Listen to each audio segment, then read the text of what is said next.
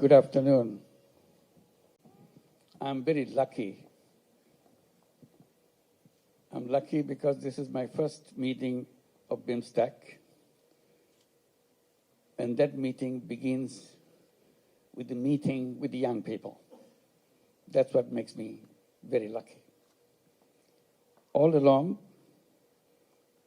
I tried to get inspiration from young people, and that helped me to move in the direction that I see in the eyes of the young people and the hopes and aspirations of the young people. That has driven me all along. So I'm very happy that this BIMSTEC journey for me begins with the young people. In this brief presentation, I'll just talk about some of the highlights of my story, how it went. But Excellencies and ladies and gentlemen, and my young friends, first I must express my deep condolences for the tragedy that's taken away so many lives in Myanmar and also in Thailand.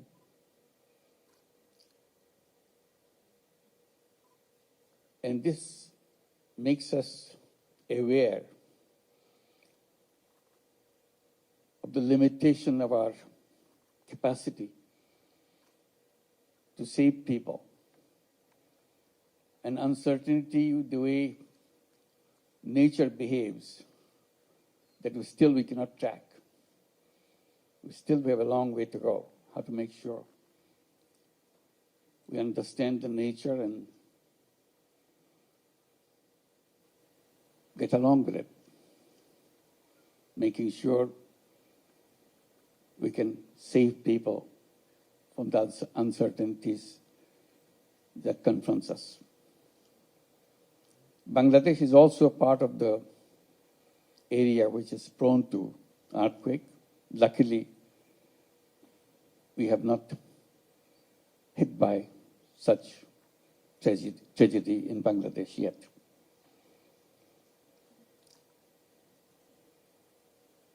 I'll just give an idea how I got into the things that I have done in the past.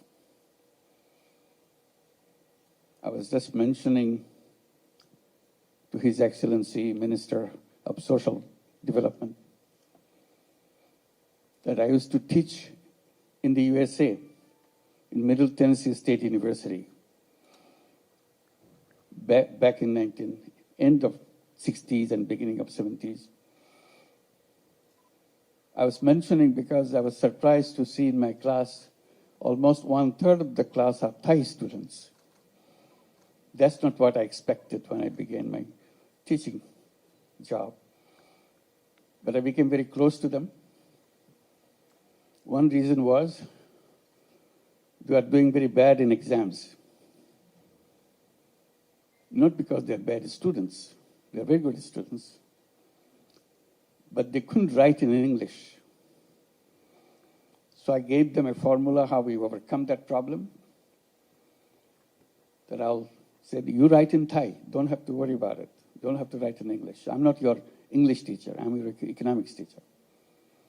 So they will write in Thai, and I'll pick one of the Thai students to come to my place and explain to me, read it, and explain to me what the student is writing about.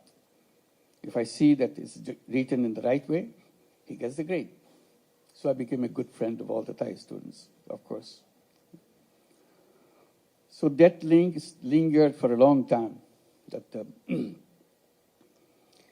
And I left USA just because Bangladesh became an independent country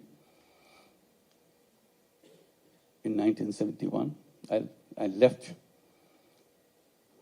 in the June of 1972 to come back to Bangladesh with all the excitement that you have a new country, you can design it with the dreams of your imagination, and you're all excited that you have independence, an independent country. So I was trying to see what I can do in that journey. But very soon, all the excitements of creating a new country started disappearing because Bangladesh was sinking very deep into economic troubles. By 1974, we had a terrible famine in the country. We read about famine in the textbooks, in the history books, but never see a famine around you. Now we have the experience of seeing a famine. You are coming from the United States with all the excitement of moving forward. Now country is sinking in depth, unimaginable depth. You see dead bodies on the street. It's not a disease, it's not COVID-19 which made them die. It's just not being able to have a fistful of rice to keep them alive.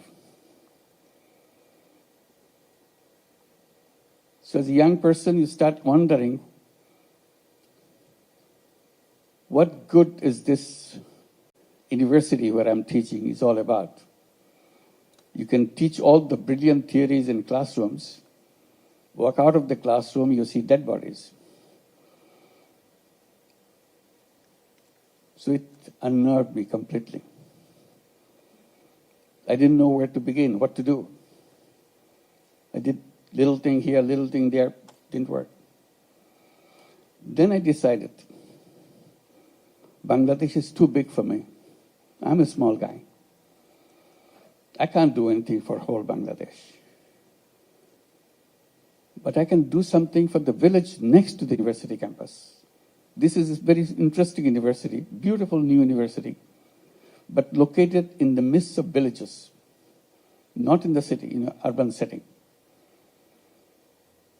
So I decided this tiny village next to the campus is my Bangladesh.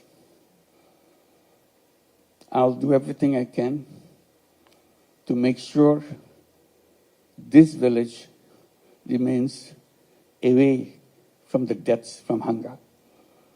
Not only this year, next year, a year from now on.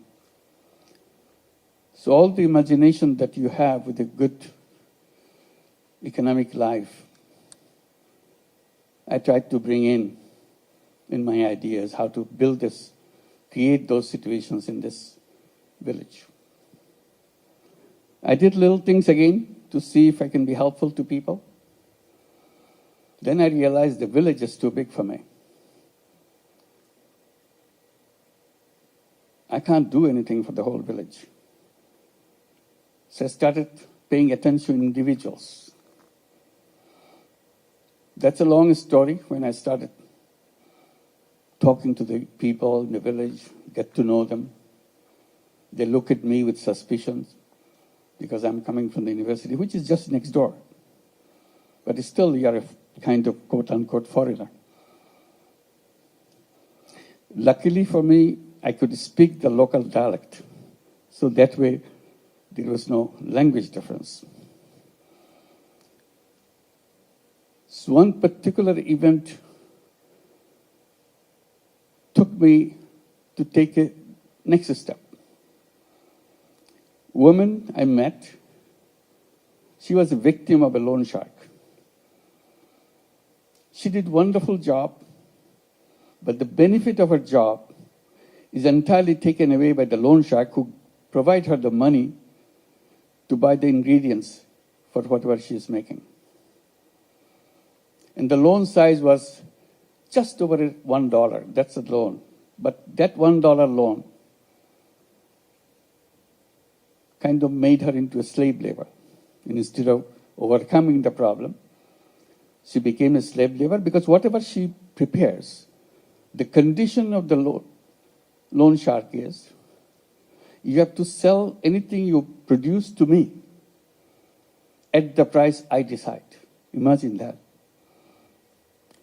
So in the conversation, I said, if I give you the dollar,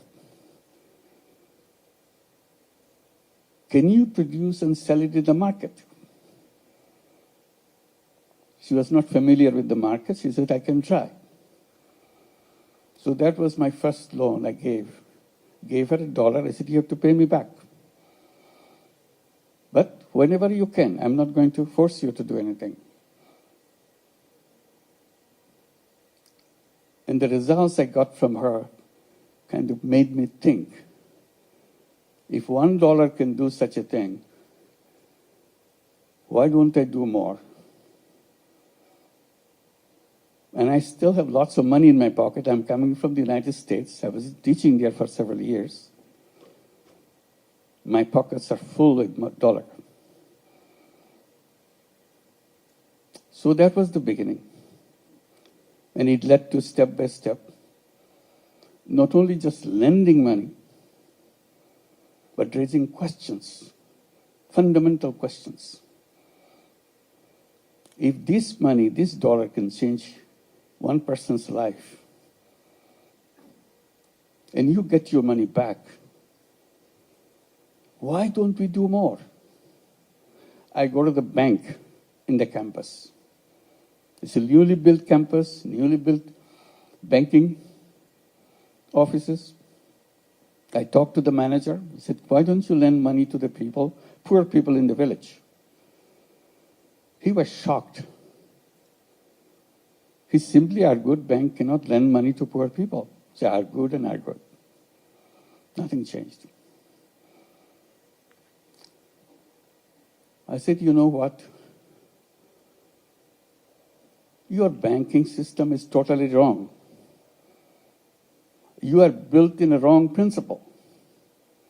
The principle that you work with, the more you have, the more you get.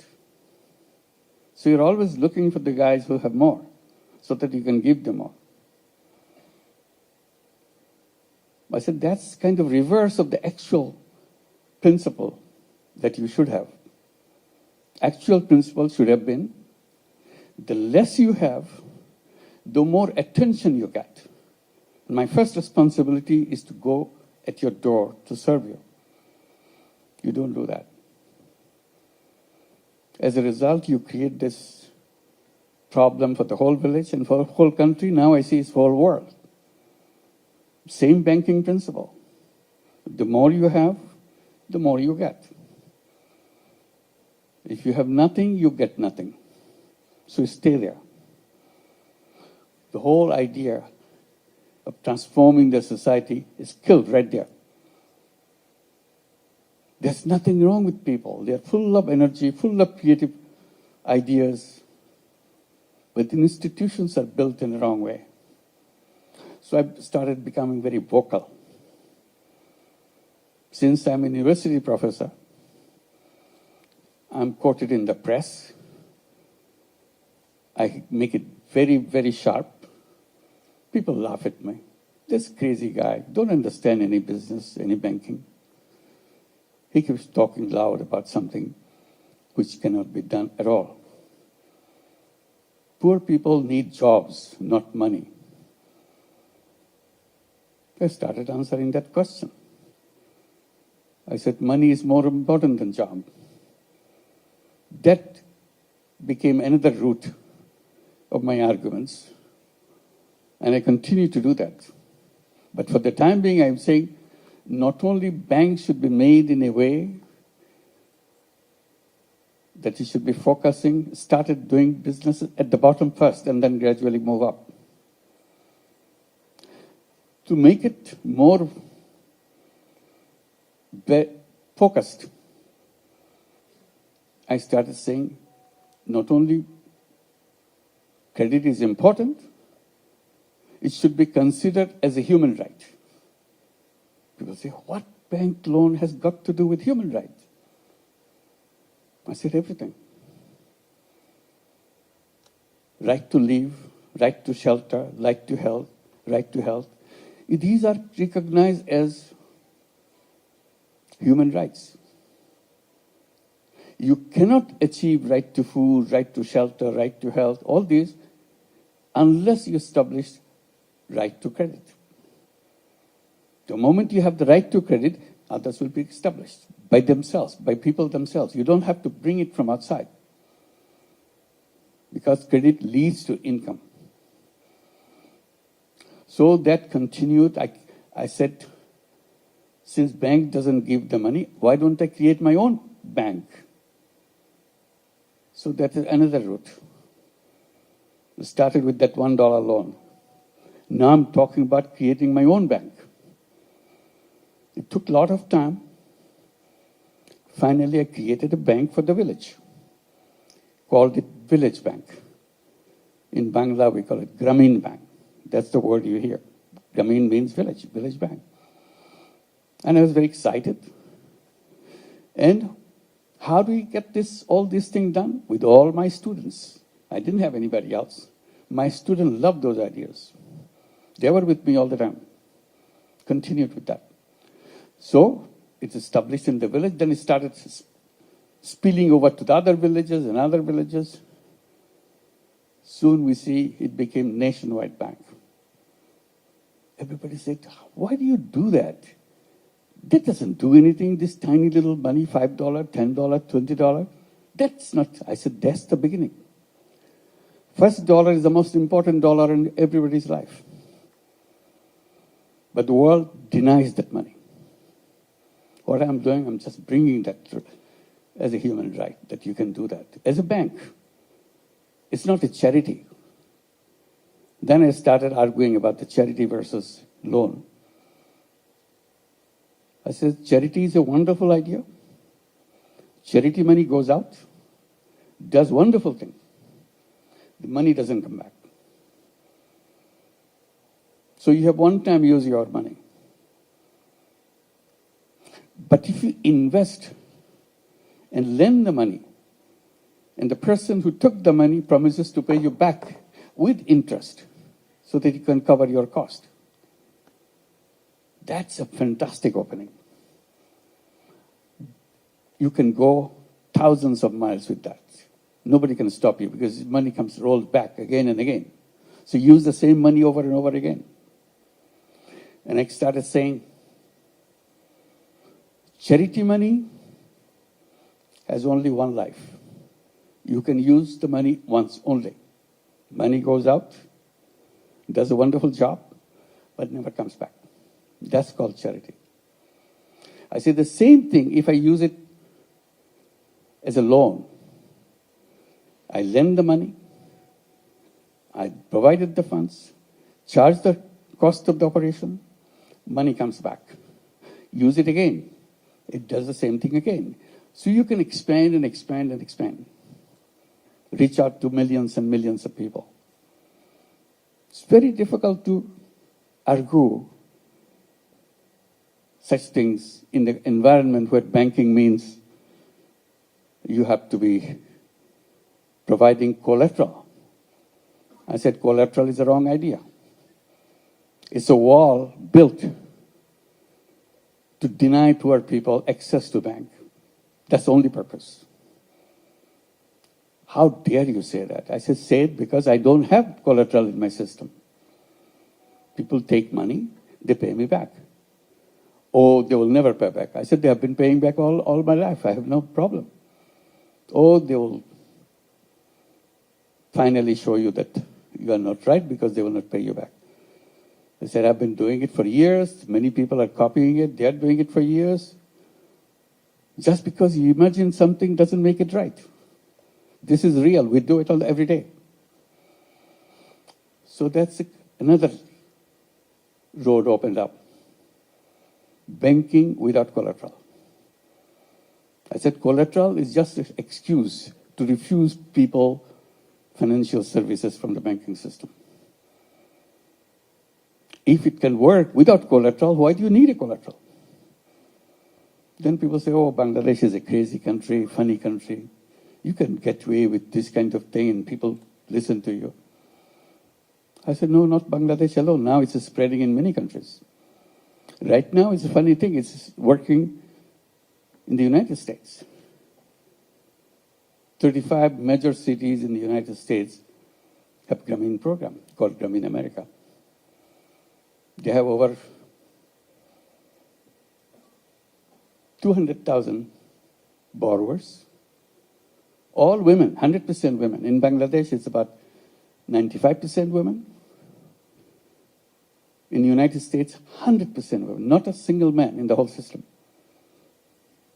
Last year, we lent out over $1.5 billion in tiny loans. In tiny loans in the United States means under $1,000, $500, $700, and so on, and expanding. Very soon, we'll be arriving at a situation we'll be lending out over $5 billion a year.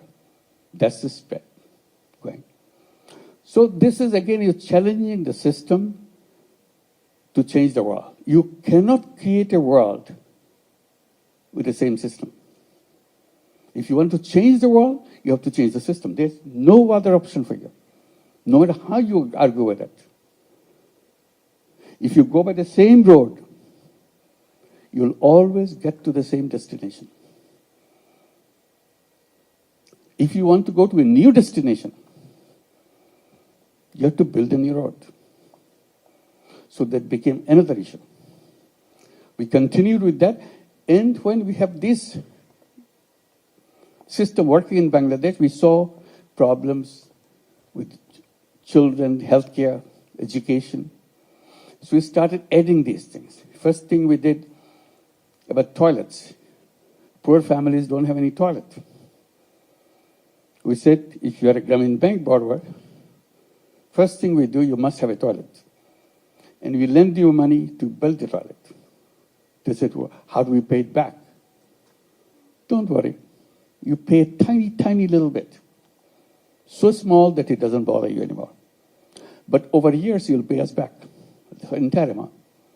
So we built a company to produce toilet and install in every single house, the Grameen Bank family house. So toilet became an essential thing in Grameen families. And we had no problem with giving the money, spending the money, and getting the money back. Then we started giving them housing loans. Again, the same principle. We build a house, you build a house, we give the money, you pay over a long period. Then we started bringing healthcare through health insurance. You pay a tiny little bit, but you're covered under health insurance. Again, it pays it back. So we created lots of these little things, one after another. And in a sustainable way, in a financially sustainable way. They said, you must be getting lots and lots of foreign money to do all these things. I said, I don't take any foreign money at all. Grameen Bank resists foreign money. Many big international organizations wanted to give lots of money. I said, no, we don't need money. We have plenty of money. We are in a business. We generate our own money within a bank. Banking system is a very interesting system. It generates its own money. People come and put their deposits in the bank and use the money to give it to the people. And we are the most reliable bank in the whole country. We work in all the villages. People from the area, they come and put the money because no other bank. So we have lots of money coming in. Our problem is not shortage of money. Our problem was a surplus of money. They put the money in, but we don't know how quickly to expand your business because your business is fixed. It has to be poor women. They have capacity to take, but it's limited. So it's a very reverse kind of experience. So this is one area. We created all these businesses. We created these programs, turned into businesses. Toilet business, so it became a commercial business. We produce toilet and sell it to borrowers. Healthcare became a separate business. Housing became a separate business. So along the way, we created many businesses. And people keep asking, how many businesses can you run? You must be making a lot of money. I said, yes, it brings the money back, but we don't want to make any profit out of it. Another debate began. Debate is, how can you run a business not to make money? Because in our textbook says, you must maximize profit. if you want to be a business. And you're saying you don't want to make profit for yourself. I said, that's the difference. I'm saying I don't want to make profit for myself. Business makes profit. Profits is rolled into the business to expand the business, to reach out to more people, provide more services. It's self-reliant businesses. That became a debate. That you cannot call a business.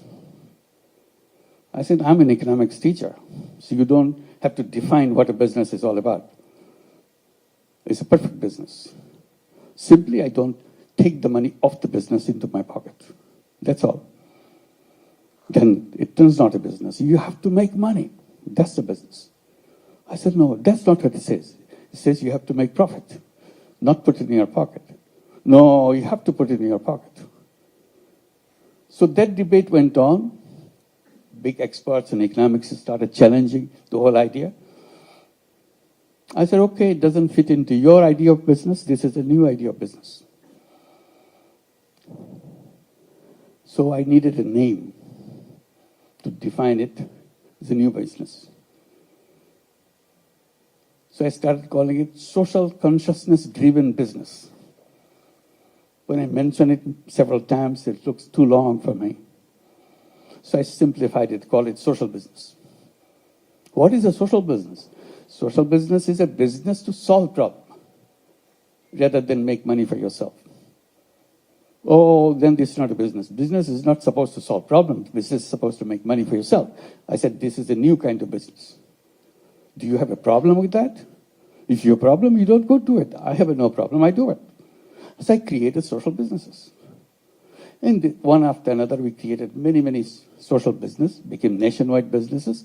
Very interesting thing is, some international companies, global companies became interested in the concept of social business. They wanted to build social business, taking us as a partner. So we agreed. So we kept Danone, Uniqlo, and many other such companies. So another class of business is created, social business. So the world is stuck. And it cannot free itself from the old thinking. In old thinking, you are destroying this whole world for yourself.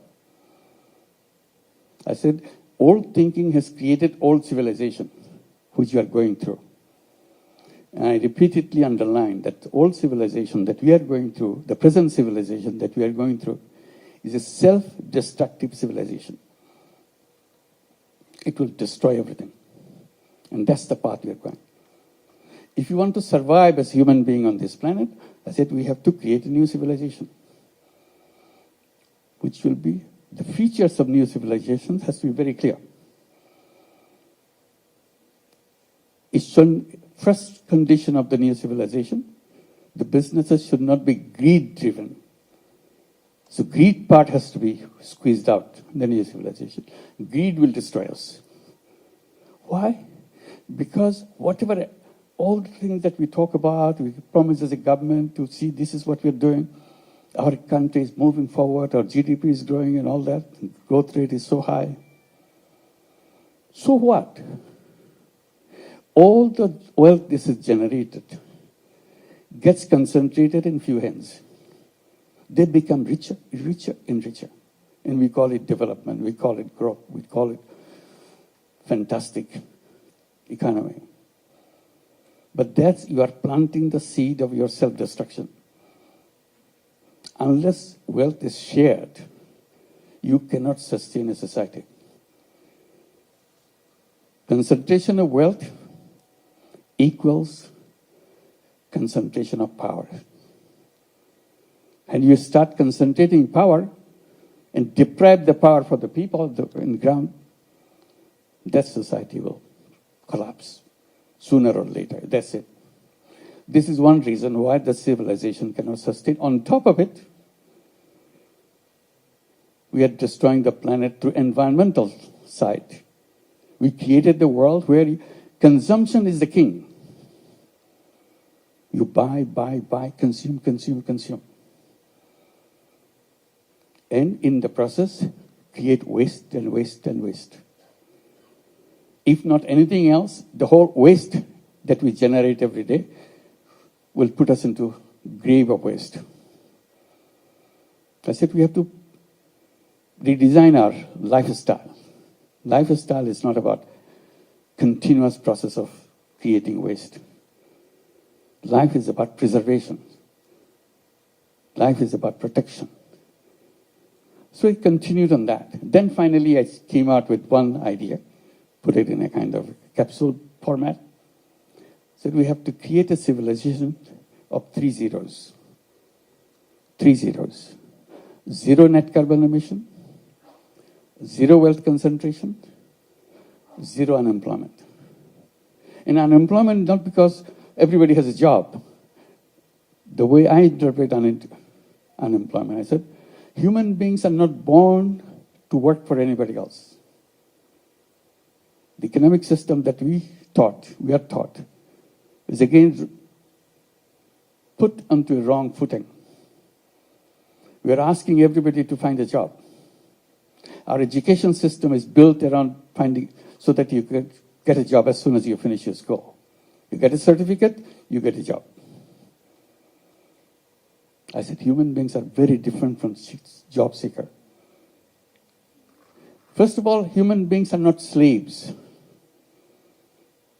Slavery is not part of our destination. Job turns you into a slave. You take orders from other people. You are born as an entrepreneur. So I bring the entrepreneurship at the center. Every child has to grow up as an entrepreneur. Our schooling, our education system change itself. You teach young people to become an entrepreneur, not to become a job seeker. So that is another clash between what we are promoting and what we are practicing in the outside world. I said, the young generation today is you forget about the previous generation. Today's generation is so different. I keep mentioning to the young generation that you are the most powerful generation in the human history. And you are taking this most powerful generation and put them into work for somebody else. Take orders from somebody else. They're filled with ideas. If you free them. Now you're forcing them to get a job because otherwise they're going to survive. Because you have not provided those things. So that's where we say we have to be entrepreneurs. So 3 zeros. 0 net carbon emission, 0 wealth concentration, 0 unemployment. And then we started encouraging young people between 12-year-old to 35-year-old to create what we call 3-0 clubs. 5 young people get together, create a 3-0 club. What do?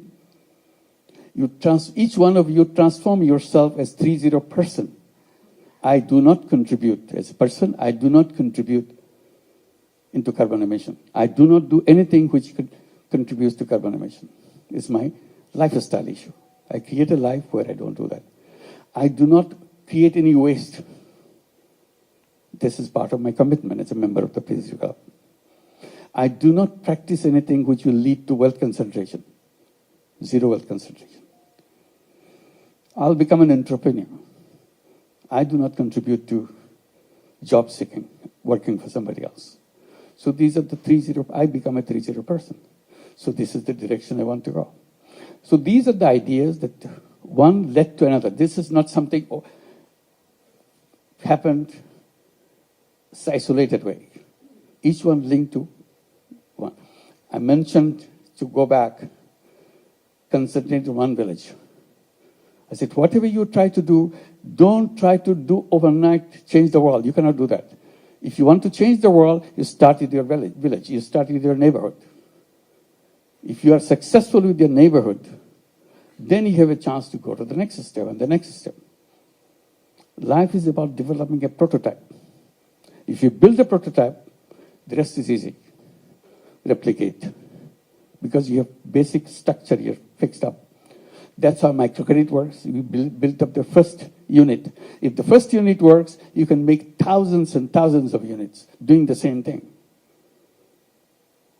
So don't start with a big thing. That's the wrong idea. Always start with the smallest thing possible. Figure out what the smallest thing is all about. And you do that. If you're successful with your smallest unit, you can conquer the world. The rest is easy, just by repetition. So this is where we are right now, and trying to see we can address the people's attention to change their views, because the whole problem is created by the way we structure the civilization for ourselves.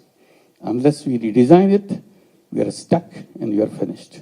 So that's the world we see. We have the alternative. It's not that it's a kind of terrible thing. It's not a terrible thing. Simply become aware. It can be done in a different way, in a better way, in a sustainable way. That's the direction we want to go. And that's where young people get excited, because they have lots of creative ideas. Somehow we put a tab on it, put them under wrap, open it up, and young people dare to be themselves and get into a mission that we have to create a world so that the whole human community survives. Otherwise, we're in grave danger. So I'll stop here, and I guess I'm supposed to take some questions. I'll be very happy to do that. Thank you very much. Thank you. Thank you very much. His Excellency will gain not only valuable knowledge, but also meaningful inspiration to pursue business with purpose, to ourselves, to the countries, and to our region as well. And now it's time to open the floor for Q&A before the photo session.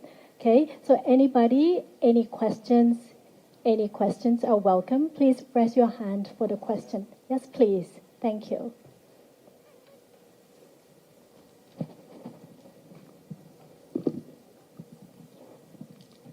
Okay. Hello, Your Excellency. My name is Jenny Starr. I am economic researcher specialized in international policy. First of all, thank you for your inspiring speech. It's quite meaningful for me. Today, I have two questions. The first one is, nowadays, there are many young generation who want to create a social impact, but they are struggle with funding, so they can't they can't expand their social campaign. So in your opinion, how could they overcome this kind of challenge? And the second one is, as the leader of Bangladesh, do you think how the government sector could create a more friendly ecosystem for young innovators, especially in social enterprise? Thank you. Well, the second question first, how to make it friendly government, is very difficult. It's not easy. We are hoping, at least in Bangladesh, we can move in that direction. Because the people's perception in Bangladesh government is a kind of a terror machine. You create trouble for them. The purpose of the government is to create trouble, not solve your trouble, but to create new trouble for you. So if you see a government guy, you stay away from him.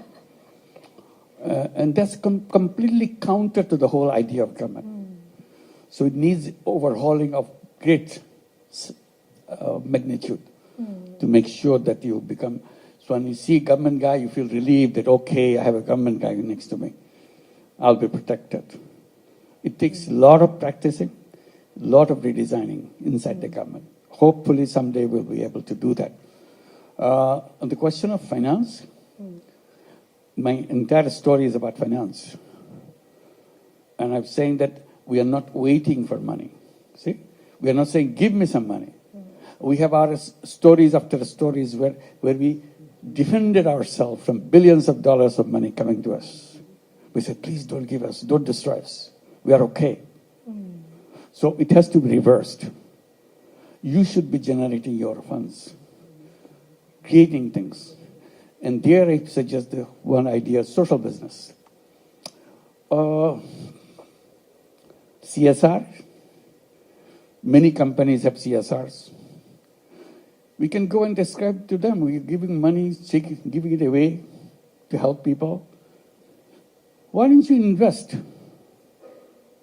in a social business fund? so that people can take this money, create social businesses, and return the money into your fund, and you contribute to fund each year, it becomes big. You are not doing anything extra. Instead of giving it away, you are keeping it, and it's growing, and we benefit from it. Because companies are supposed to give it away. That's a CSR money. Simply you are saying you can do it other way. You can say half the money you put in a social business fund, half you give it away. See which one works better for you. If you like this one better, gradually you'll pull all the money. And then you can, in addition, if you like it, in addition, you become a partner in a social business. Healthcare could be a fantastic social business. Everybody needs healthcare. And this is the most difficult thing to get in most of the countries. I said, why don't we create social businesses? During COVID-19, we have gone through a big fight, global fight, to make vaccine patent-free. Just patent-free. We're not saying give it free. Patent-free. Patent means you protect the right for yourself. You can charge any amount you want. It's a monopoly right. Take away monopoly. You sell the product at the price which you have to charge. Because it's a question of people's life. We had the global fight for this. Fighting taken to the WTO, because that's where final voting takes place. It needs every nation's concurrence. When everybody says yes, then only then it could be removed. In the final count, when after long battle around the world, final count, 10 countries stayed away, didn't vote. So patent stayed. As a result, COVID-19 vaccine went to rich countries in extremely high prices. Companies made billions of dollars, and they're gloating with happiness, giving big captions. So many billions of dollars earned by this, so many billions of dollars here. I said, that's a shame. You're making this money at the cost of people's lives.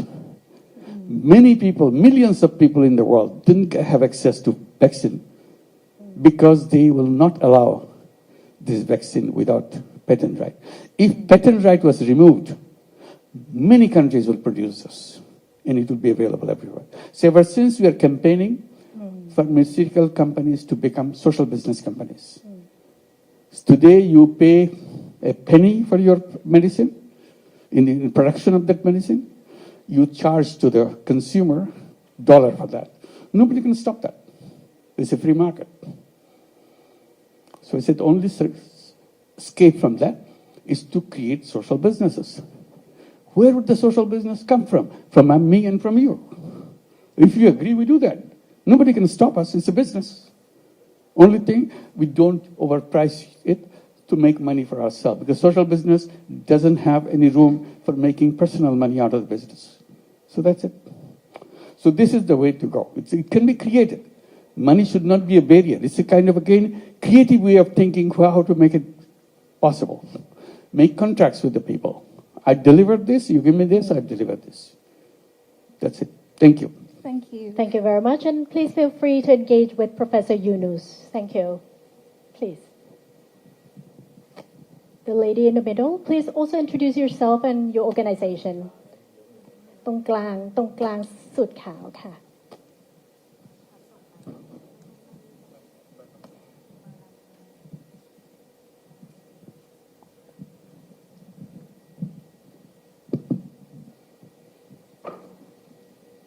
First of all, Assalamu alaikum. Good afternoon, Prime Minister. I would like to have, I'm Fatima from Asia Medicare Group Company. We're running about the medical tourist business. I have the same question since I asked last Prime Minister, last time when they visit Thailand. I want to know about the bank system. When is gonna be developed or improved about bank to bank and increase for more easier business between Thailand and Bangladesh. Thank you so much. Thank you. It's many examples are around the world how to create a new kind of bank, it's a social business bank. So microcredit banks are social business bank. We're not talking about you make money out of the poor people. We said create a social business bank. If you want to make money and still lend money to the poor people, that's fine. It's allowed. But better still, it could be a social business, so that you do that not to make money for yourself. You do that because you want to help people to transform their own lives and give it a thing. And we keep saying that, like in the universities, in the colleges where students come, I'm saying they should be entrepreneur. In every school, they should have a social business fund. So the students who will become entrepreneurs, they will come with a business idea and go to the school fund to try it out, practice it. It's a tiny little model that they would like to do. And if it's successful, they can attract funding from other people. But the school should be able to provide this funding so that you can start a new idea while you're still in school. Because that's where you should be preparing yourself as an entrepreneur. And people say, why should they do for social business? I said, at this time, I'm not saying it should be all social businesses. They can do money-making businesses too, but the fund should be there so that they can practice it. But I'll encourage young people to solve the problem of the world. They have to have a mission, purpose of life. Purpose of life could be, I will make lots of money. That's my purpose of life. Okay. But another purpose of life, I will change the world. Things that happen, they don't have to happen, because I will come up with an idea which removes all these problems. And history will record that I made this thing, and as a result, the world has changed. People's life has changed. So give people challenges, young people challenges. Young people love challenges. But you're not doing that. All you're saying, get ready so that you know how to appear in the interview board, how you dress yourself, how you answer questions so that you impress, so that you get a job. We are not job seekers. We are human beings. We are full of entrepreneurial capability, full of ideas. That's what the education system should be. Thank you. Thank you so very much. much. Thank you. Thank you. Yes, please. The lady in the front.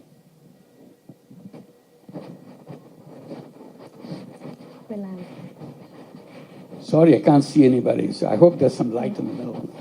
Good afternoon, Your Excellency. I'm Aswesha Karki. I'm representing Nepal for today's program as well. I had a question for you. It was really interesting when you said the 3 zeros, but something that struck even more to me was the part where you said 0% unemployment. So, as a fellow young entrepreneur, I do think entrepreneurship is something we have to talk about more and get more people engaged.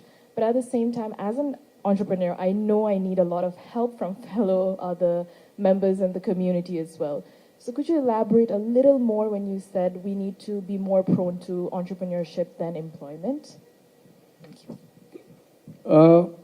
One is you're, as a young person going through this education or whatever experience you're going through, you're always thinking, what is that I'm going to do? Oh, I like this, and I'll become a CEO of this company finally. I enter the bottom, and I'll do that. I'm a very talented person. So that is very attractive.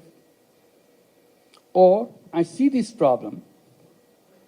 People work very hard, but they don't get the return that they should get because of the system, the banking, because of the system, the legal system. They're pushed away from the mainstream. So I'll create something so that they will go very easily with a happy life. I'll come up with an idea which will transform their life. In fact, if I can transform one human being's life, my life is worth living. If I can do it for many, many, of course, that's what I'll feel happy that I have done something which touched people's lives. Otherwise, I can do things, I make money, have a big, exciting life for myself, but people have nothing to do with you. You never held anything to do with anybody. So you have to choose which one you're looking for. So one of the purpose of education is to find your purpose. See, in the entire education system, there's nothing called what is the purpose of your life. They will make you expert in everything, but never ask the basic question, why I'm here? What am I supposed to do? Do I have choices? How do we choose my path? I think that will be the first question in the education system.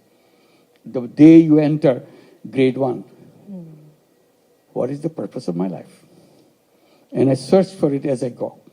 And I battle with my colleagues. I tell my colleagues, this is what I do. My friends in the class say, no, I want to do this. Other friends say, no, I want to do this. And my ideas keep changing. Next class, I'm much mature. I know what I want to do. But still brighter ideas keep coming in the debates and so on. Because this is a fundamental question each class asks itself. And we record it. So the next year we read that, what we used to think about last year. Has anybody changed his mind? Yes, I've changed my mind. This is what I want to do. Record it. So as we go, how our minds develop.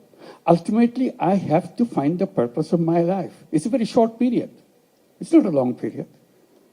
But within that short period, I have to reach the goal of my life. Making money cannot be a goal of life. But if you want, put it there. I want to make money. Go ahead. But you listen to others, what they want to do. I want to change the world. I don't like the way it happens this way. I don't like the way I don't like the war. I don't like this. I want to create a world of like this. That's what it will happen. Imagination. That's the key word for every young person. Imagine. Imagine the world that you want to have. Imagine what you want. That's the part of your growing up. By the time you're mature, you're ready to go, you have your ideas matured. If you imagine, whatever you imagine, it will happen. If you don't imagine, it will never happen. Imagination is a big part. That's the most important ingredient in every single human life. Imagination. Thank you. Well, thank you very much for the Q&A session, and big round of applause to His Excellency Professor Dr. Yunus for a wonderful keynote address.